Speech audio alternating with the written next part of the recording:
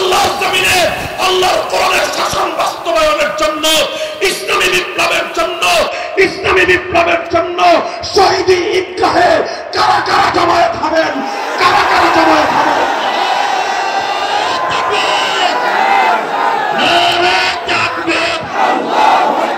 আল কোরআনের আলো, আল হাদিসের আলো, আল কোরআনের আলো, সংসদের আলো।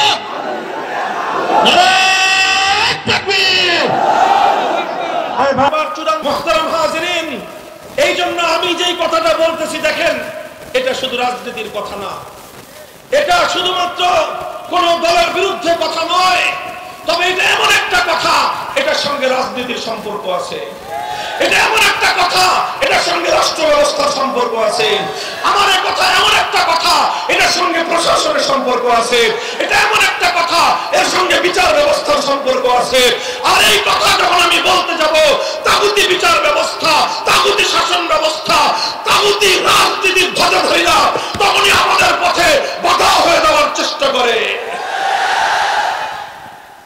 মুহতারাম হাজিরিন, আমরা এই অবস্থা থেকে মুক্তি চাই, কথা বলেন ঠিক না বেঠিক? আমি আর আপনি যদি মুক্তি চাই, আমরা যদি সঠিক অর্থে মুক্তি চাই এবং তাগুতি ব্যবস্থাকে উৎখাত করবার জন্য আমরা যদি সম্মিলিতভাবে চেষ্টা করি, এই ব্যবস্থা উৎখাত করা সম্ভব কি সম্ভব না? আমার দেশের দামাল ছেলেরা দেখিয়ে দিয়েছে, বড় বড় রাজনৈতিক দলগুলো পারে নাই, কারণ তাদের মধ্যে ক্ষমতার স্বার্থ ছিল।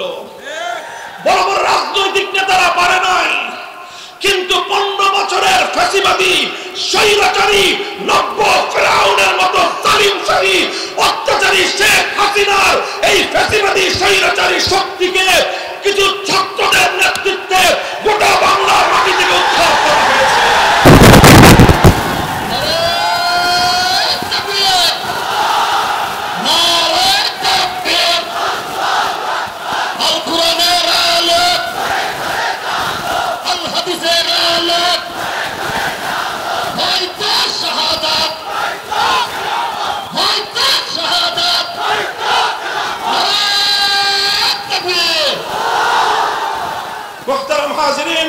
এটা কিভাবে সম্ভব হয়েছে? যখন কিছু মানুষ সিদ্ধান্ত নিয়েছে প্রয়োজনে জীবন দিব আর অন্যায়ের সামনে মাথা নোয়াবো না। কিছু মানুষ সিদ্ধান্ত নিয়েছিল লড়াই করব আর ফ্যাসিবাদী শক্তির সামনে মাথা নত করব না। কিছু মানুষ সিদ্ধান্ত নিয়েছিল বুক পেতে দিলাম, গুলি কর, কিন্তু জালেমকে আর প্রশ্রয় দিব না। কিছু মানুষ সিদ্ধান্ত নিয়েছিল জীবন দিতে হলে জীবন দিব, শহীদ হতে হলে শহীদ হব। অল্প কয়েকটা ছাত্র দামাল ছেলেরা যখন জীবন দেওয়ার জন্য রাস্তায় নেমেছে, হয়তো 2000 দামাল যুবকের রক্তে আমার মাতৃভূমি রঞ্জিত হয়েছে, কিন্তু 15 বছরের স্বৈরাচারী ফ্যাসিবাদী সরকার বাংলার জমিন থেকে, বাংলার মানচিত্র থেকে উৎখাত হয়ে গেছে।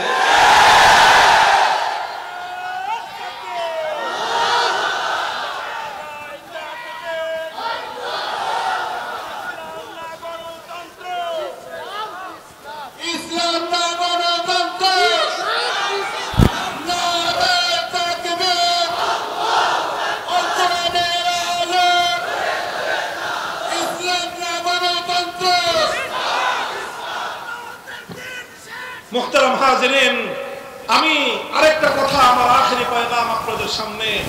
আলহামদুলিল্লাহ, এই যে স্বপ্ন, এই যে আকাঙ্ক্ষা, বলেন আল্লাহর কোরআনের আইন অনুযায়ী রাষ্ট্র চলবে, সমাজ চলবে, দেশ চলবে, আমাদের সংবিধান হবে আল কোরআন, এটা আমাদের আজন্ম স্বপ্ন, এটা আমাদের হৃদয়ের আকাঙ্ক্ষা। বলেন কথা ঠিক না বেঠিক? এটা শুধু আজকের আমাদের আকাঙ্ক্ষা নয়, এটা শুধু আজকের আমাদের তামান্না নয়, এই তামান্না আমাদের শত বছর ধরে, শত বছর ধরে আমাদের এই জমিনের মুসলমানরা একটা স্বপ্ন দেখেছে, একটা ভূখণ্ড হবে, একটা জমিন হবে, একটা মানচিত্র হবে। সেই মানচিত্রে আর কিছু পাই বা না পাই, আইন চলবে কার? ইতিহাস বলি আমি আপনাদের কাছে, সংক্ষিপ্ত ইতিহাস। বন্ধুগণ, মুসলমানদের সমাজে আল্লাহর আইন ছাড়া কোন মানুষের বানানো আইন চলতে পারে, এটা মুসলমানরা কোনোদিন কল্পনাই করতে পারত না। মুসলমানরা মনে করত মানুষ এত বড় গাদ্দার হয় কিভাবে? খোদার আসমানের নিচে থেকে, আল্লাহর জমিনের উপর থেকে, আল্লাহর দেওয়া রিজিক খেয়ে, আল্লাহর দেওয়া শ্বাস প্রশ্বাসের বাতাস নিয়ে, আল্লাহর দেওয়া অক্সিজেন নিয়ে, আল্লাহর দেওয়া পানি পান করে সেই মানুষ আল্লাহর বিরুদ্ধে আইন তৈরি করতে পারে। এত বড় গাদ্দার, এত বড় বিশ্বাসঘাতক কোন মানুষ হতে পারে? মুসলমানদের এটা বিশ্বাস হতো না। এই জন্য মুসলমানদের শত শত বছর চলে গেছে, মুসলমানদের মধ্যে কোনোদিন মানুষের বানানো আইন চলে নাই। সর্বপ্রথম মুসলিম সমাজের মধ্যে 6 শতাব্দীতে এই সমস্ত তাতারিরা, চেঙ্গিস খানের দলেরা সর্বপ্রথম মুসলমানদের মধ্যে চেঙ্গিস খানের বানানো আইন তারা চালু করেছিল। তখন মুসলমানরা লক্ষ লক্ষ মুসলমান জীবন দিয়েছে, শাহাদাত বরণ করেছে, আলেম সমাজ অনেক ত্যাগের কোরবানি স্বীকার করেছে। শাইখুল ইসলাম ইবনে তাইমিয়া রাহমাতুল্লাহি আলাইহি 6 বার কারারুদ্ধ হয়েছেন, অনেক ত্যাগের কোরবানি স্বীকার করেছেন। মুহূর্তের জন্য মুসলিম সমাজের মধ্যে কোন মানুষের বানানো আইনকে তারা বরদাস্ত করে নেন নাই। এভাবেই চলেছে শত শত বছর পর্যন্ত। প্রায় 1750 শতাব্দী পর্যন্ত, 18 শতকের মাঝামাঝি পর্যন্ত, ইসলামের শুরুর যুগ থেকে নিয়ে 1200 বছর পর্যন্ত মুসলিম জাহানের মধ্যে কোন মানব রচিত আইনের কোন স্থান ছিল না। এরপরে যখন 18 শতকের মাঝামাঝি পাশ্চাত্যের ইহুদি খ্রিস্টানরা আগ্রাসন চালালো, মুসলিম বিশ্বের বিভিন্ন দেশগুলোকে তারা দখল করতে লাগলো। ব্রিটিশরা আমাদের পাক ভারত এই উপমহাদেশ দখল করে নিল। ভারত, পাকিস্তান, বাংলাদেশ এই অঞ্চলগুলো যখন ব্রিটিশরা দখল করলো, ওদিক দিয়ে ফ্রান্স এবং ইতালি মুসলিম বিশ্বের বিশাল অঞ্চল তারা দখল করলো। এই আধিপত্যবাদী সাম্রাজ্যবাদী শক্তি আমাদের দেশটাকে দখল করে সবচেয়ে বড় যে অভিশাপ আমাদের উপর চাপিয়ে দিল, সেটা এটা নয় যে ওরা আমাদের মানচিত্র কেড়ে নিয়েছে, সেটা এটা নয় যে ওরা আমাদের পতাকা কেড়ে নিয়েছে, সেটা এটা নয় যে ওরা আমাদেরকে পরাধীন করে ফেলেছে, বরং সবচেয়ে বড় ক্ষতি, সবচেয়ে বড় অভিশাপ যেটা ওরা আমাদের উপর চাপিয়ে দিয়েছিল, সেটা হলো আমাদের জাতির উপর থেকে আল্লাহর বানানো আইন, আল্লাহর কোরআনের আইনগুলিকে বাতিল করে দিয়ে ব্রিটিশরা তাদের নিজেদের বানানো আইন আমাদের জাতির উপর চাপিয়ে দিল। মুহতারাম হাজিরিন, ব্রিটিশরা যখন তাদের বানানো আইন এই জাতির উপর চাপিয়ে দিল, ওলামায়ে উম্মত এক মুহূর্তের জন্য নীরব থাকেন নাই। শাহ আব্দুল আজিজ মুহাদ্দিস দেহলভী রাহমাতুল্লাহি আলাইহি 19 শতকের গোড়ার দিকে 1803 সালে তিনি ফতোয়া জারি করলেন, যেহেতু আমাদের দেশের মধ্যে এখন আল্লাহর আইন নাই, ব্রিটিশ তার বানানো আইন চালু করে দিয়েছে, সুতরাং এই দেশে মুসলমান যতই বসবাস করুক, এই দেশটা এখন আর ইসলামের দেশ নাই, এই দেশটা এখন শত্রু কবলিত দারুল হরবে পরিণত হয়ে গেছে। সুতরাং এই দেশটাকে আবার ইসলামী দেশে রূপান্তরিত করার জন্য ব্রিটিশদের বিরুদ্ধে জিহাদ করা ফরজ। তিনি ফরজে আইনের ফতোয়া দিয়ে দিলেন। তার এই ফতোয়ার আলোকে 1831 সালে বালাকোটের রণাঙ্গনে সৈয়দ আহমদ শহীদ রহমতুল্লাহি আলাইহি ব্রিটিশদের বিরুদ্ধে যুদ্ধ করলেন, লড়াই করলেন, শাহাদাত বরণ করলেন, রক্ত দিয়ে আল্লাহর জমিন রঞ্জিত করলেন, কিন্তু ব্রিটিশের বানানো আইনের সামনে মাথা নত করেন নাই। আবার 1857 সালে শামিলি রণাঙ্গনে জিহাদ হলো। হাজী আমদাদুল্লাহ মুহাজির মক্কি রাহমাতুল্লাহি আলাইহির নেতৃত্বে মুসলমানরা খেলাফত ঘোষণা দিয়ে ব্রিটিশের বানানো আইনকে তারা অস্বীকার করলেন। যুদ্ধ হলো শামিলির রণাঙ্গনে, শাহাদাত বরণ করলেন প্রধান সেনাপতি হাফেজ দামেন শহীদ রহমতুল্লাহি আলাইহি। হাজার হাজার আলেম ওলামা ফাঁসি কাষ্ঠে ঝুললেন, হাজার হাজার আলেম ওলামাদের পরিবার ইতিম হলো, বিধবা হলো, সন্তান হারা হলো, সব স্বীকার করলেন, ত্যাগের কোরবানি করলেন, জীবন দিলেন, রক্ত দিলেন, কিন্তু এক মুহূর্তের জন্য মানুষের বানানো আইনের সামনে তারা মাথা নত করেন নাই। এভাবে চলতে চলতে 1866 সালে দারুল উলুম দেওবন্দ প্রতিষ্ঠিত হলো। উদ্দেশ্য ছিল একটাই, এমন এক দল সৈনিক তৈরি করব যারা ব্রিটিশদেরকে বিতাড়িত করে এমন একটা সমাজ গড়বে যেই সমাজে আইন চলবে একমাত্র কার। 80 বছর সংগ্রাম করার পরে 1947 সালে ব্রিটিশরা এদেশ থেকে পালিয়ে যেতে বাধ্য হলো। এই দেশটা তখন স্বাধীন হবে। স্বাধীন হওয়ার সময় এই দেশে দুই জাতি বসবাস করত, একটা হলো হিন্দু জাতি, আরেকটা হলো মুসলিম জাতি। তখন প্রশ্ন আসলো দেশটা কিভাবে ভাগ হবে।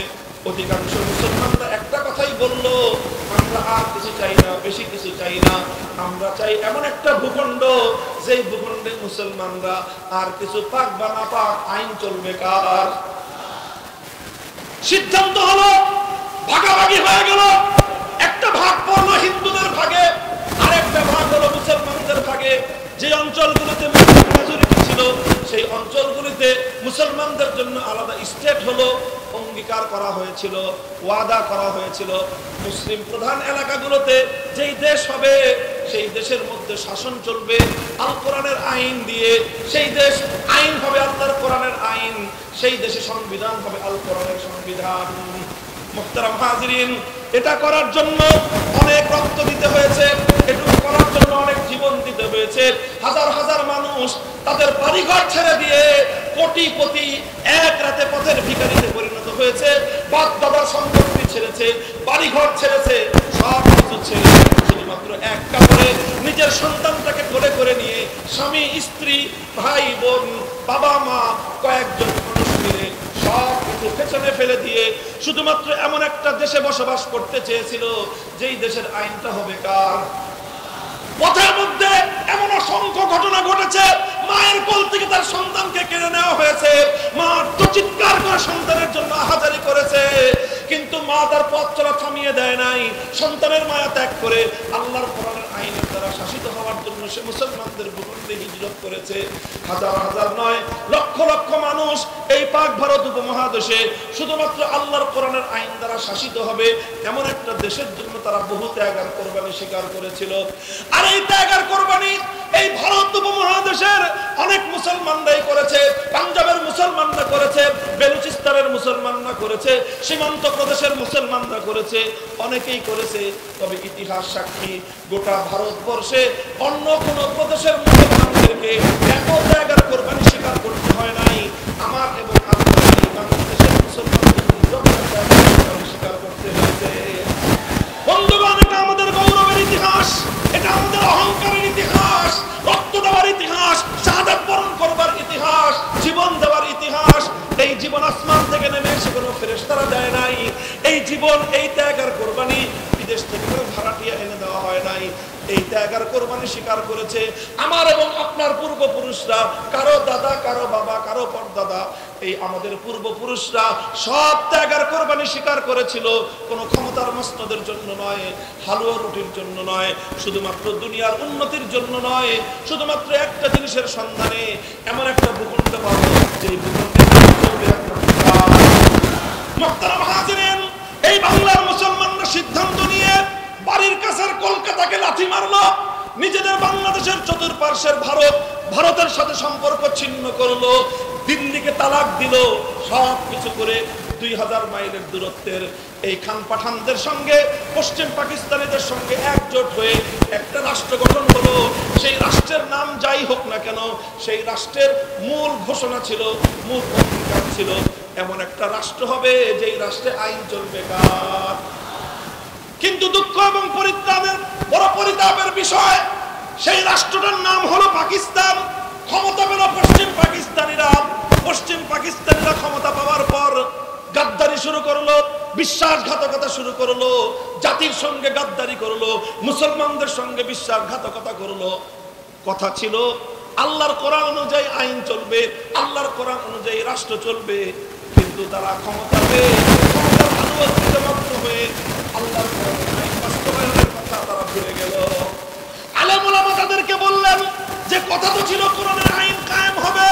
পশ্চিম পাকিস্তানি স্বৈর শাসকরা বলল, হুজুর রাষ্ট্রটা এখনো শিশু রাষ্ট্র। কি কয়? রাষ্ট্রটা এখনো শিশু রাষ্ট্র তো, আর ইসলামের আইন কানুন একটু শক্ত, ছোট বাচ্চা তো শক্ত খাবার খাইতে পারবে না, এই জন্য এটা এখন তরল দুধ খাওয়াইতে হবে। পশ্চিমা ইহুদি খ্রিস্টানদের দালালির দুধ খাওয়ায় হুজুর রাষ্ট্রটা একটু বড় হোক, একটু বড় হলে তখন শক্ত খাবার খাওয়ার উপযুক্ত হবে, তখন আমরা ইসলামী হুকুমত কায়েম করবো। ঠিক আছে, হুজুররা বললেন আপনারা এই পশ্চিমা ইহুদি খ্রিস্টানদের দুধ খাওয়ায় আপনার রাষ্ট্র বড় করেন দেখি। 5 বছর পরে হুজুররা যায় জিজ্ঞাসা করলো, রাষ্ট্র শিশু বড় হয়েছে? কয় না হুজুর, এখনো বড় হয়নি, আরো দিন লাগবে। 10 বছর পরে জিজ্ঞাসা করলো, রাষ্ট্র শিশু বড় হয়েছে? কয় না, শিশু এখনো বড় হয় নাই, আরো সময় লাগবে। 15 বছর পরে জিজ্ঞাসা করলো, শিশু বড় হয়েছে? না, এখনো বড় হয় নাই, আরো সময় লাগবে।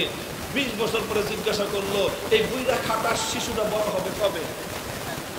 তোর পাকিস্তান নামক বুইরা খাটাসটা বড় হবে কবে?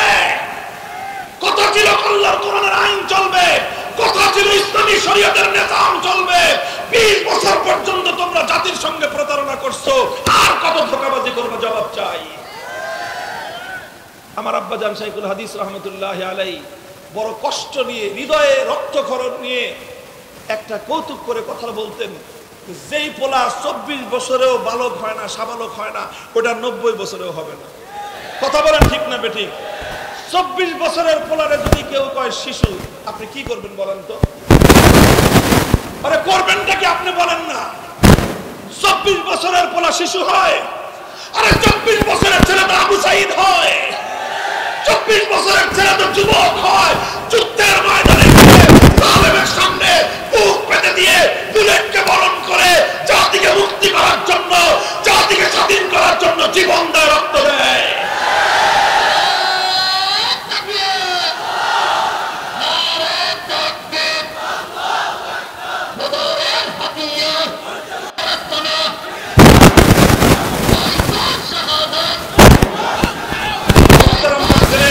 সময় সংক্ষেপ। এরপরে হলো 24 বছরে ওই শিশু, ওই বুইরা খাটার শিশু আর বড় হলো না। তখন আমরা সিদ্ধান্ত নিলাম যেই খাটার বুইরা শিশু 24 বছরেও সাবালক হয় না, ওটা 90 বছরেও সাবালক হবে না। এইরকম অকর্মণ্য সন্তানের প্রয়োজন আমাদের নয়। পাকিস্তান ভেঙে টুকরো করে দাও, বাংলাদেশ স্বাধীন হবে। আওয়াজ উঠলো। সেই সময়ে বাংলাদেশের এই অঞ্চলের একজন নেতা, বিশাল জনপ্রিয় নেতা, তিনি ঘোষণা করলেন, তিনি তার জীবনের সবচেয়ে পুণ্যময়, সবচেয়ে বড় নেক কাজটা করলেন 1970 সালে। বললেন, আপনারা আমার দলকে আমার মার্কায় ভোট দেন। বললাম, ভোট দিলে কি করবেন আপনি? জাতি জিজ্ঞাসা করলো। তিনি জবাব দিলেন, আমাকে যদি আপনারা ভোট দেন, আমার দল যদি ক্ষমতায় যায়, আমরা কথা দিলাম কোরআন সুন্নাহর বিরুদ্ধে কোন আইন আমরা করব না। জানেন সেই নেতার নাম কি? নাম শেখ মুজিবুর রহমান। সেই নেতার নাম, সেই দলের নাম আওয়ামী লীগ, সেই মার্কার নাম নৌকা। তারা ওয়াদা করেছিল, অঙ্গীকার করেছিল 1970 সালের আওয়ামী লীগের নির্বাচনী ইশতেহারের মধ্যে কথার ওয়াদা ছিল, পাশ করলে কোরআন সুন্নাহর বিরুদ্ধে কোনো আইন করবে না। জাতি আশ্বস্ত হলো, নৌকা মার্কায় সিল মারলো। এই পরিমাণ মারাই মারলো, বাক্স বইরা উপসে পড়লো। নিরঙ্কুশ সংখ্যাগরিষ্ঠতা পাইল পাকিস্তানে। সংখ্যাগরিষ্ঠতা পাওয়ার পর পশ্চিম পাকিস্তানিরা ক্ষমতা না দিয়ে 71-এর 25শে মার্চ ভয়াল কালো রাতে বাংলাদেশের মানুষের উপর তারা হত্যাযজ্ঞ পরিচালনা করলো। এর বিরুদ্ধে 26শে মার্চ কালুরঘাট বেতার কেন্দ্র থেকে বাংলাদেশের স্বাধীনতার ঘোষণার আওয়াজ উচ্চারিত হলো। এরপরে চলল 9 মাসের মুক্তির সংগ্রাম। 71-এর 16ই ডিসেম্বর বাংলাদেশ মুক্তি এবং স্বাধীনতা লাভ করলো। 9 মাস শেখ মুজিবুর রহমান সাহেব পশ্চিম পাকিস্তানে বন্দী থাকলেন, আপ্যায়িত হলেন। এরপরে তিনি মুক্তি পেলেন। মুক্তি পেয়ে সোজা চলে গেলেন লন্ডনে। লন্ডন থেকে বাংলাদেশে না এসে তার বিমান ল্যান্ড করলো নয়াদিল্লিতে। এগুলো সব বানানো কথা মামুনুল হকের। বাংলাদেশের স্বাধীনতার যিনি নেতৃত্ব দিলেন বলে দাবি করেন, স্বাধীনতা যাদের নির্বাচনের ফলাফলকে কেন্দ্র করে স্বাধীনতা আসলো, সেই নেতা নির্বাচিত, সেই মুক্তি পাওয়ার পর, স্বাধীনতা অর্জিত হওয়ার পর প্রথমে দেশে না এসে নয়াদিল্লিতে তিনি হাজিরা দিলেন। শ্রীমতী ইন্দিরা গান্ধী, তৎকালীন ভারতের প্রধানমন্ত্রী, তিনি সেই নেতার বাম পকেটের মধ্যে একটা কাগজ ঢুকিয়ে দিলেন, বললেন, লেখা দিছি এমনি চলবি। সেই লেখার মধ্যে, আরে ভাই, এটা দুঃখের কথা, কলিজা দিয়ে রক্ত দিয়ে কথা, এগুলা বড় হৃদয় বিদারক কথা আমাদের। এগুলো কিভাবে আমার এবং আপনার বিজয়কে বারবার ছিনতাই করা হয়েছে, কিভাবে আমাদের পূর্বপুরুষদের রক্তের সঙ্গে গাদ্দারি করা হয়েছে, ইতিহাস জানবার অধিকার, বলবার অধিকার আমাদেরও আছে। তিনি একটা কাগজের মধ্যে প্রেসক্রিপশন লিখে দিলেন। সেই প্রেসক্রিপশন হলো ভারত রাষ্ট্রের যে সংবিধানের মূলনীতিগুলো, সেই ভারতের সংবিধানের মূলনীতির আলোকে বাংলাদেশের সংবিধান করতে হবে। এইভাবে ভারতের মূলনীতির আলোকে জাতীয়তাবাদ, ধর্মনিরপেক্ষতাবাদ, গণতন্ত্র, সমাজতন্ত্র, 4 মূলনীতি দিয়ে তিনি পাঠিয়ে দিলেন। আর শেখ মুজিবুর রহমান সাহেব এসে 72 সালে সেই ভারত মাতার চরণ তলে বাংলাদেশকে চিরস্থায়ী বলি দেওয়ার ব্যবস্থা করে তিনি সংবিধান তৈরি করলেন। বলতে কোনো দ্বিধা নাই, ইতস্তত নাই। এটা শুধু আজকে বলছি না, এই কথা আমি আজ 15 বছর 20 বছর ধরে বলে যাচ্ছি। এরপরে যেই কথাটা হলো, যেই কাজ তিনি 70-এর নির্বাচনের সময় জাতির সঙ্গে অঙ্গীকার করেছিলেন, কোরআন সুন্নাহ বিরোধী কোনো আইন করবেন না, যার ভালো যেটা ভালোটাকে ভালো বলতে হবে। কথা বলেন ঠিক না বেঠিক? তিনি 70 সালে আমি বলেছি জীবনের সবচেয়ে বড় পুণ্যের কাজ করেছিলেন, সবচেয়ে বড় নেকির কাজ তিনি করেছিলেন। ঘোষণা দিয়েছিলেন কোরআন সুন্নাহর বিরুদ্ধে কোনো আইন করবেন না। কিন্তু দুর্ভাগ্যজনকভাবে যেটা হলো, 72 সালে যেই সংবিধান রচিত হলো, সেই সংবিধানের মাধ্যমে কিছুদিন পরে আইন করে কোরআন সুন্নাহ বিরোধী আইন করবেন না তো দূরের কথা, বাংলাদেশে যেন কোরআন সুন্নাহর আইন বাস্তবায়িত হইতে না পারে সেই জন্য তিনি আইন করে ইসলামী রাজনীতি নিষিদ্ধ করলেন। তিনি ইসলামী আইন বাস্তবায়ন হওয়ার সমস্ত রাস্তা বন্ধ করে দিলেন। তিনি ধর্মনিরপেক্ষতা নামক কুফরি মতবাদ সংবিধানে অন্তর্ভুক্ত করে দিয়ে বাংলাদেশকে তাগুতি শাসনের অধীনে চিরস্থায়ী বন্দোবস্ত করে গোটা জাতির সঙ্গে গাদ্দারি আর বিশ্বাসঘাতকতা করলেন। এটা রাজনৈতিক বিশ্লেষণ, ইসলামের দৃষ্টিতে বিশ্লেষণ। 1970-এর ঘোষণাটা যদি হয়ে থাকে শেখ মুজিবুর রহমান সাহেবের সবচেয়ে বড় পুণ্যের কাজ, তাহলে 72-এর সংবিধান তৈরি করা ছিল তার জীবনের সবচেয়ে বড় পাপের কাজ। এরপরে তিনি এই পাপের প্রায়শ্চিত্ত করলেন 75-এর 15ই আগস্ট। এরপর থেকে যা হওয়ার হলো, বাংলাদেশে অনেক পরিবর্তন আসলো। অনেকে ইসলামের নাম নিয়ে ক্ষমতায় আসলো, অনেকে ইসলামের নাম নিয়ে এদিক সেদিক অনেক কিছুই করলো। সামান্য সামান্য কিছু করা হলো। কখনো আল্লাহর উপর অবিচল আস্থা এবং বিশ্বাস অন্তর্ভুক্ত হলো, কখনো বিসমিল্লাহির রহমানির রহিম দিয়ে সংবিধান শুরু হলো, কখনো রাষ্ট্রধর্ম ইসলাম হলো। কিন্তু একটা জিনিস আর হলো না, সেটা হলো আল্লাহর আইন অনুযায়ী দেশ চলবে, এই কাজ আর হলো না। যতটুকু হয়েছিল এক কদম আগাইছে এই 2008 সালে ক্ষমতায় এসে ফ্যাসিবাদী শেখ হাসিনা 2 কদম আবার পিছিয়ে গেছে। সংবিধান থেকে আল্লাহর উপর অবিচল আস্থা এবং বিশ্বাস মুছে ফেলে আবার সেই ভারত মাতার চরণ তলে বলি দেওয়ার দাসখত, এই শেকল পরা জিঞ্জির, এই গোলামীর জিঞ্জিরের কথা, ধর্মনিরপেক্ষতা আবার পুনর্বহাল করে বাংলাদেশকে ভারতের করদরাজ্যে পরিণত করেছে। আমার কথা শেষ। এখন আমি আপনাদের কাছে 2টা আহ্বান জানাবো। 1 নম্বর আহ্বান, এতদিন তো আমরাই শুধু চিৎকার করতাম ভারতের বিরুদ্ধে, আমরা আলেম-ওলামারাই বলতাম ভারতের আধিপত্য আমরা মানি না, ভারতের আধিপত্য মানি না বলেই 1905 সালে আমরা বঙ্গভঙ্গ করে কলকাতার এই শৃঙ্খলা আমরা ভেঙেছিলাম। ভারতের আধিপত্য মানব না বলেই 1947 সালে দিল্লিকে আমরা তালাক দিয়েছিলাম।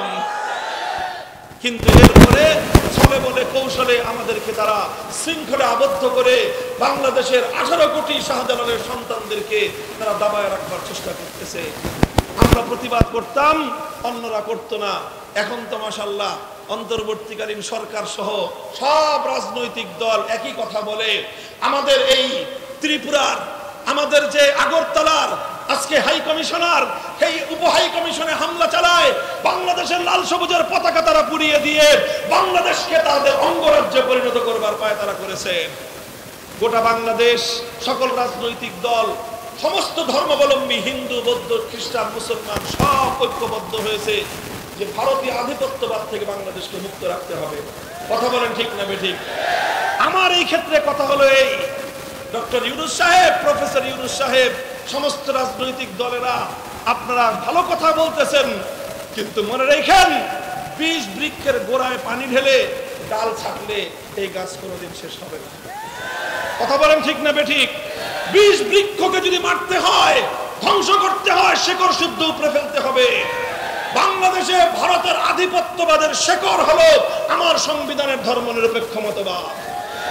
আমি চ্যালেঞ্জ করে বলবো 1971-এর মুক্তিযুদ্ধের সময়ে, মুক্তিযুদ্ধের আগ পর্যন্ত বাংলাদেশে কোন আওয়ামী লীগের নেতা, কোন নেত্রী, বাংলাদেশের কোন রাজনৈতিক নেতা কোনদিনও বাংলাদেশে ধর্মনিরপেক্ষতার কথা বলে না।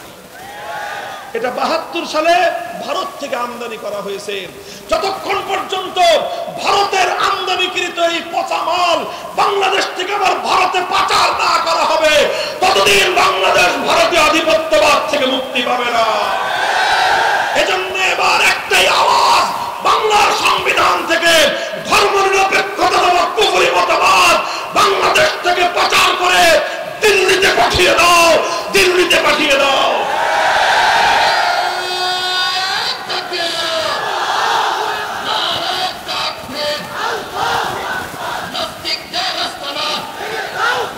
আর এটার চেয়ে বড় কথা যেটা, এটা তো ছোট কথা, আর বড় কথা হলো এই, শত বছর ধরে আমাদের পূর্বপুরুষরা জীবন দিয়েছে। নিসার আলী তিতুমীর বাঁশের কিল্লা করে জীবন দিয়েছে। হাজী শরীয়তুল্লাহ ফরাজি আন্দোলন করে রক্ত দিয়েছে। ফকির মজনু সারা বাংলার গ্রামে গ্রামে, বাংলার বন বাজারে, জঙ্গলে জঙ্গলে ঘুরে ঘুরে ব্রিটিশদের বিরুদ্ধে লড়াই করেছিল। উদ্দেশ্য ছিল একটা রাষ্ট্র পাবো, একটা ভূখণ্ড পাবো, যেই ভূখণ্ডে আইন চলবে কার। অনেক রক্ত দিয়েছে আমাদের পূর্বপুরুষরা, সব বৃথা গেছে তা নয়। সেই রক্ত থেকেই জন্ম নিয়েছে আবু সাঈদরা, সেই রক্ত থেকেই জন্ম নিয়েছে জুলাই এবং আগস্টের বিপ্লবীরা। কথা বলেন ঠিক না বেঠি? কেউ বলতে পারে যে আগস্টের বিপ্লব কি ইসলামের জন্য হয়েছে? আমি বলবো যে না, ইসলামের জন্য হয় নাই, তবে আবার পুরাটাই যে ইসলামের বাইরে তাও। আগস্ট বিপ্লবে যদি একটা সিমটম আপনারা দেখতে চান, পলাইছে কয়টায়? কয়টায় পালাইছে? 5ই আগস্ট দুপুর 2টায় সবাই খবর পাইছে। কথা বলেন ঠিক না বেঠিক? কয়টায়? দুপুর 2টায়। আমরা খবর পাইছি 1:30টায়। আপনার স্বাভাবিক জনগণ খবর পেতে পেতে 2টা বাজছে সর্বোচ্চ। এরপরে 2টার পর থেকে 3টা পর্যন্ত 5ই আগস্ট 2024 সাল দুপুর 2টো থেকে কয়টা?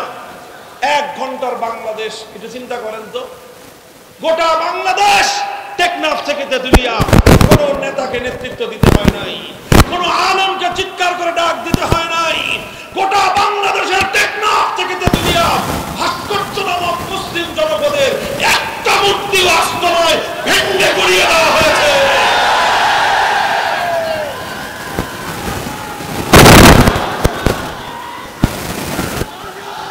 বলেন এই মূর্তিগুলো ভাঙছে কারা? বিপ্লবীরা। বলেন কারা ভাঙছে? বলেন 5ই আগস্ট গোটা বাংলাদেশকে মূর্তি মুক্ত করেছে কারা? বিপ্লবীরা। এটার অর্থ এটা না হিন্দুদের মূর্তির বিরুদ্ধে আমাদের কোনো কথা আছে না। আপনাদের মূর্তি হিন্দু ধর্মাবলম্বীদের মন্দিরে, তাদের বাড়ি ঘরে তারা মূর্তি রাখবে, সেটা তাদের ধর্মীয় বিষয়। এটা নিয়ে কখনোই আমরা সাম্প্রদায়িক উস্কানিমূলক কোনো কথাও বলি না, কাজও করি না। কথা বলেন ঠিক না বেঠিক? বরং হিন্দু ধর্মাবলম্বীদের বাড়ি ঘর, উপাসনালয়, ব্যবসা প্রতিষ্ঠান সবকিছু আমরা সর্বপ্রথম নিরাপত্তা দেওয়ার অগ্রাধিকার দেই, সেটা সেই জায়গায়।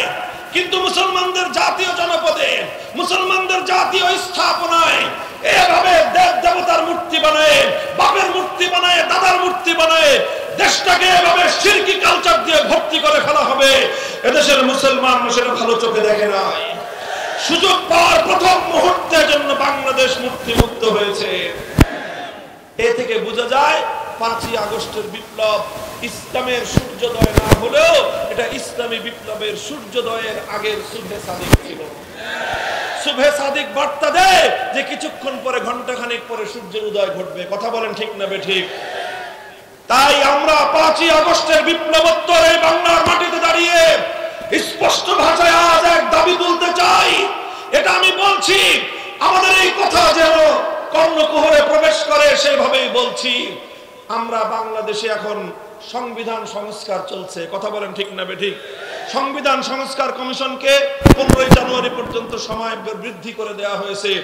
যত সংস্কার করেন একটা সংস্কার যেন থাকে, সেটা হলো সংবিধানের যে কোনো একটা জায়গায় থাকবে এদেশে কোরআন সুন্নাহ বিরোধী কোন আইন, কোন নীতিমালা, কোন বিধিমালা চলতে পারে না।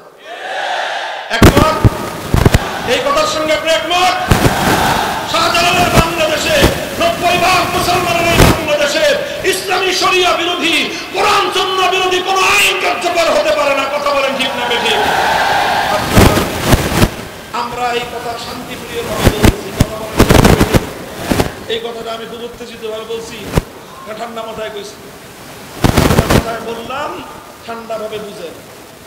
সবাইকে বলতেছি, রাষ্ট্রকেও বলতেছি, ভালোই ভালোই এই কাজটা করে দেন। কথা বলেন ঠিক না বেঠিক? এটা ইসলাম এবং মুসলমানদের শত বছরের আকাঙ্ক্ষা, শত বছরের দাবি, শত বছরের হৃদয়ের তামান্না। কথা বলেন ঠিক না বেঠিক? প্রশ্ন হলো, এইভাবে যদি স্বাভাবিকভাবে সোজা আঙ্গুলে যদি ঘি না উঠে, বলেন সোজা আঙ্গুলে যদি ঘি না উঠে, এভাবে যদি পানি না উঠে কি করবেন? পরিষ্কার কথা বলতে চাই, আপনারা প্রত্যেক মহল্লায় মহল্লায় আপনারা প্রস্তুতি গ্রহণ করুন। গোটা বাংলাদেশকে ইসলামী বিপ্লবের দুর্গ হিসেবে গড়ে তুলুন। যদি এভাবে আমাদের আওয়াজ, আমাদের দাবি, হৃদয়ের মনে করার কথাগুলো যদি তাদের কর্ণকুহরে প্রবেশ না করে, তাহলে আমরা অনবিদ্রোহ, আমরা অতি সত্বর এমন একটা আওয়াজ দেব, এমন একটা ডাক দেব, সেই ডাকে 2000 নয় 2 লক্ষ তাজা প্রাণ যদি দিতে হয় আল্লাহর জমিনে, আল্লাহর কোরআনের শাসন বাস্তবায়নের জন্য, ইসলামী বিপ্লবের জন্য, শহীদি ঈদগাহে কারা কারা জমায়েত হবেন? কারা কারা জমায়েত হবেন? কারা কারা জমায়েত হবেন? কারা কারা জমায়েত হবেন?